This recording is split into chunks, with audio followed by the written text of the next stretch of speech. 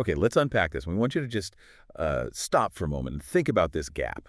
Yeah. The one between how other people seem to see you and how you actually see yourself. Right. Maybe you landed that huge contract, or maybe you just nailed a presentation. Your colleagues, acquaintances, they're full of praise.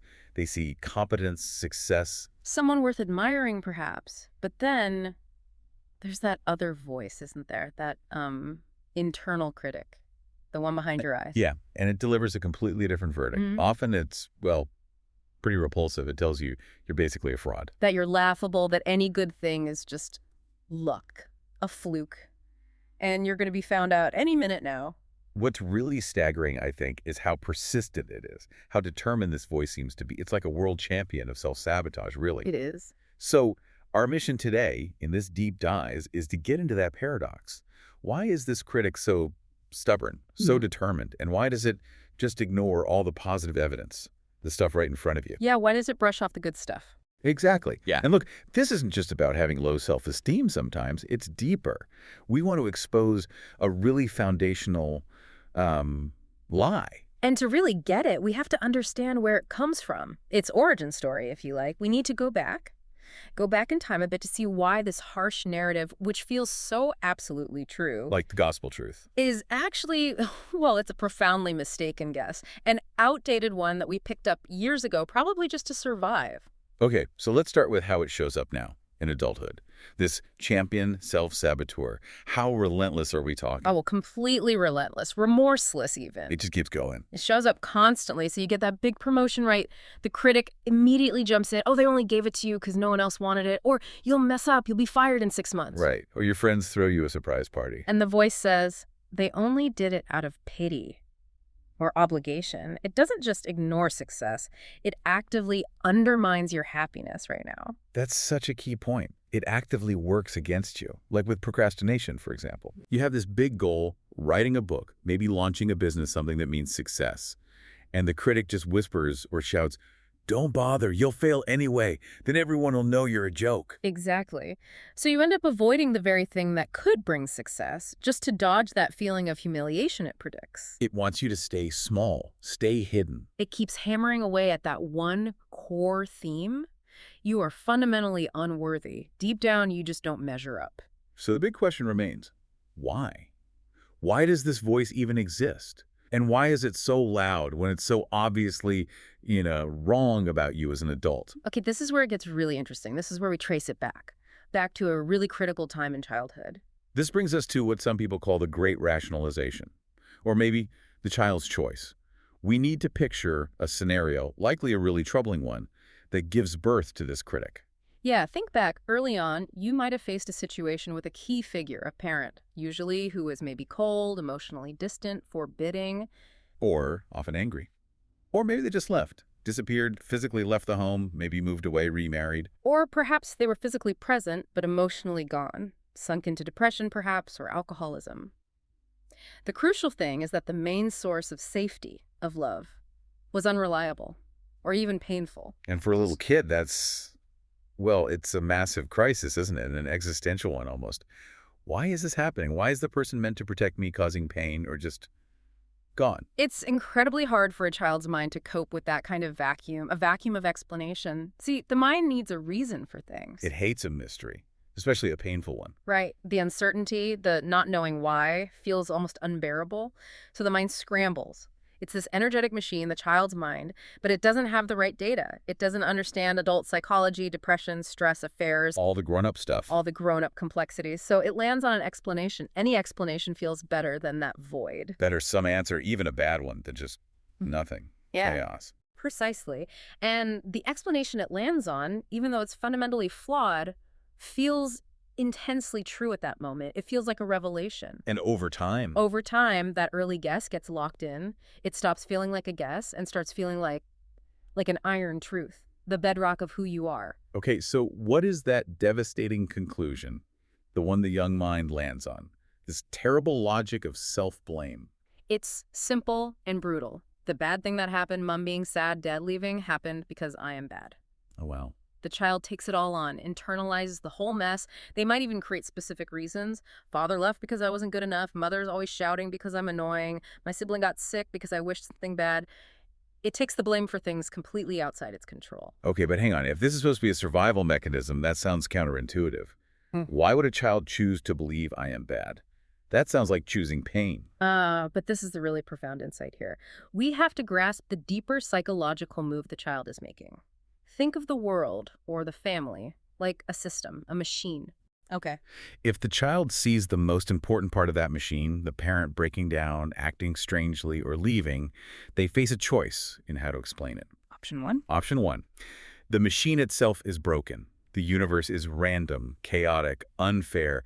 Bad things happen for no reason. Parents can just leave or be cruel. Innocent people suffer. That sounds terrifying for a child. Utterly powerless. Exactly. It's the truly chaotic, terrifying possibility. It leaves the child totally exposed with no control. Now, consider option 2, the one the child's mind often defaults to. Which is? I am the broken part. I am the faulty cog in an otherwise understandable machine. They prefer to think they're the problem. Yes. It sounds perverse, Yeah. but the child prefers to think they suck. Why? Because if you are the faulty cog, maybe, just maybe, you can fix yourself. It gives a sense of control back. Precisely. Blaming yourself, taking on the burden of being bad, is a desperate attempt to keep the world feeling rational and ordered. It maintains the illusion that things happen for logical reasons, even if that reason is your own supposed awfulness. Better to be a bad kid in a world that makes sense. Than to be a good kid, an innocent victim, in a world that's terrifyingly random and unfair. Wow. That's a heavy realization. The child insists on their own badness just to feel like the world isn't completely out of control. And that conclusion, which was necessary, maybe even clever, for the child to survive emotionally, that becomes the adult prison. Right, so the adult keeps operating on that old logic. Keeps maintaining, often unconsciously, against all current evidence, I am fundamentally flawed, I am unworthy. And that shows up how? Chronic self-deprecation. Always waiting for the other shoe to drop when something good happens. An inability to really take in compliments or affection. Feeling intense anxiety around success. You see that, don't you? People who just cannot accept a compliment, they bat it away instantly. Because letting it land would contradict that core belief hammered in when they were 6. I am secretly terrible, I'm a fraud. If they accept the good news, it feels like aligning with a lie, and the inevitable exposure will be even worse. It's like running life on an operating system that hasn't been updated since early childhood trauma. Exactly that. Your adult relationships, your career choices, your daily feelings, all filtered through this lens of fear. A fear that made sense back then, but it's completely obsolete now. Okay, so this prison, built by a resourcefully logical but deeply mistaken 6-year-old. Yeah. How do we get out? How do we break free? The breakthrough, the key, is realizing something crucial. We are made up of parts. Parts. Explain that a bit. Well, the idea is that your inner critic isn't all of you. It's not your core identity as a conscious adult. It's a part of you. Think of it like an internal character or a persona that was formed way back then in response to that specific painful situation. It runs on its own fixed, outdated logic. It's separate from your adult reasoning mind. So it's not just a bad mood or general low confidence. It's like a specific mechanism running an old program. That's a great way to put it, an obsolete program. And the good news is, because you're an adult now with adult resources and understanding, you can afford to let that part retire. Take your leave of it. Gently. It's time for a gracious exit for this part that was once helpful, maybe even essential, but is now profoundly mistaken and causing harm. But how? You can't just tell it to shut up, can you? That usually backfires. No, fighting it just gives it more power, more energy. It digs its heels in. The approach needs to be different. You need to treat it more like an old ally who's done their job but doesn't realize the war is over. Okay, so practical steps. The first, absolutely necessary step is to acknowledge and even honor the critic's original function. You have to recognize why it showed up in the first place. So you actually thank it? Yes. Thank it very politely for the work it did. Yeah. You have to genuinely acknowledge that back when you were 6 or whatever age it was, adopting that self-blame was probably the smartest, most adaptive psychological move you had available. It got you through. It did. It was responsible in a way for getting you through that chaos, tiding you over until you had more resources. It was clever in its own way for a child. So in the moment, When you feel that criticism rising up, that wave of self-loathing, what do you do? Instead of arguing with the content, no, I'm not a fraud, you acknowledge the process. You speak to the part internally, something like, ah, there you are, old friend. I recognize you. Thank you for trying to protect me back then. Acknowledge the good intention, even if the execution is now flawed. Exactly. And then, once you've done that, you gently but firmly issue the final declaration. You set a boundary. You politely tell it the truth of the present moment. What does that sound like? It might be something like, thank you, inner critic. I know you meant well. What you did back then was bold, and your logic made sense for a child trying to understand scary things. But your job is done now. You're saying essentially your services are no longer required in this way. Yes, and now actually you threaten to ruin the rest of my life if I keep listening to you without question? I'm an adult now. I can see things more clearly. I can handle reality. So that polite farewell, that gentle boundary setting, that's what lets you step back. It allows you to create some space, to assess reality through a fairer lens, one that isn't constantly defaulting to that old, painful childhood guess that you are the fundamental problem. And you replace that old verdict. With the new corrective understanding. The mantra based on adult reality, not childhood fear. And that is, I don't suck. Something awful or difficult or confusing happened to me. It shifts the focus from internal flaw to external circumstance. Exactly. You're not a fundamentally awful person who deserves bad things. You're likely an adult who came from a really difficult place, and as a child, you did the only thing you could think of to make sense of unbearable pain. You blamed yourself. So bringing this all together for you listening, what's the big takeaway here? I think the real power comes from recognizing the difference. The difference between objective, adult truth and that ingrained childhood rationalization strategy. Yeah, those really harsh, persistent judgments you have about yourself, they're probably not based on who you are now. They're much more likely the echo of a clever psychological move you made in a moment of intense pain, maybe decades ago.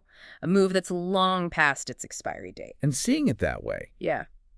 it changes how you deal with it, doesn't it? Completely. You don't have to fight it like it's some deep moral failing. You just need to overcome with willpower or positive thinking alone. Right. It's not a character flaw to be battled. No, it's more like outdated equipment. Necessary at the time, served its purpose, but now it can be respectfully retired. It's about having compassion for the child's wisdom while gently correcting the error of their logic from an adult perspective. Okay, so here's a final thought to maybe carry forward from this deep dive. If that inner critic, that harsh voice, was actually just a flawed piece of 6-year-old logic, a smart guess made under duress, what unfair, undeserved suffering might you still be blaming yourself for right now? Suffering that actually belongs somewhere else, outside of you.